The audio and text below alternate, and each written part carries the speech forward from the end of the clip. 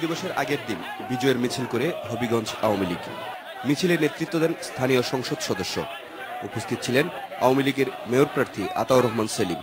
ওই মিছিল থেকেই নৌকার পক্ষে ভেসে আসে মুহুর্মুহুর স্লোগান।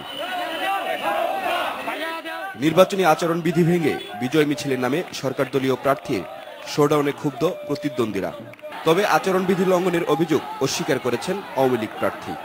আমরা আচরণবিধি নিয়ম মেনেই আমরা চলতে চেষ্টা করি। জেলা আওয়ামী লীগের নেতৃত্বে বিজয় র্যালিতে আমরা অংশগ্রহণ করেছি।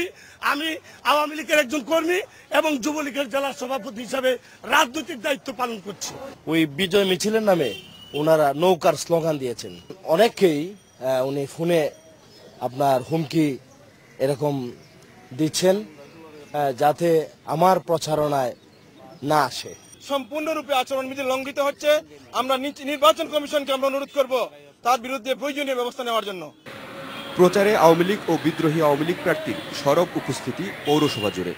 সাবেক অর্থমন্ত্রী শাহ এম এস কিবরিয়া হত্যা মামলার অন্যতম আসামি জি.কে. ঘোষ বিএনপির প্রার্থী হয় হতাশ ভোটাররা। তবে তার বিরুদ্ধে এই অভিযোগ মিথ্যা বলে দাবি বিএনপির। উনি পবিত্র মক্কা মদিনা হজরত অবস্থায় ছিলেন। এই সেখানে থাকা অবস্থায় আলহাজ জি.কে. ঘোষকে একটি মিথ্যা মামলা দিয়ে তাকে কারাগারে নিক্ষেপ করা হয়েছে। সরকার যেন পেরোলে আলহাজ জি.কে. ঘোষকে মুক্তি দেয় সেই আশা এবং প্রত্যাশাটুকু আমরা রাখছি। হত্যা মামলায় হাজতবাস থেকেই ধানের শীষের টিকিট পেয়েছেন জি.কে. ঘোষ। মামলার আসামি হওয়ায় গত বছর পৌরসভার মেয়র থেকে বরখাস্ত হন তিনি। 134 বছরের পুরনো হবিগঞ্জ সদরের নতুন মেয়রকে বেছে নিতে 30 ডিসেম্বর ভোট দেবেন পৌরসভাবাসী।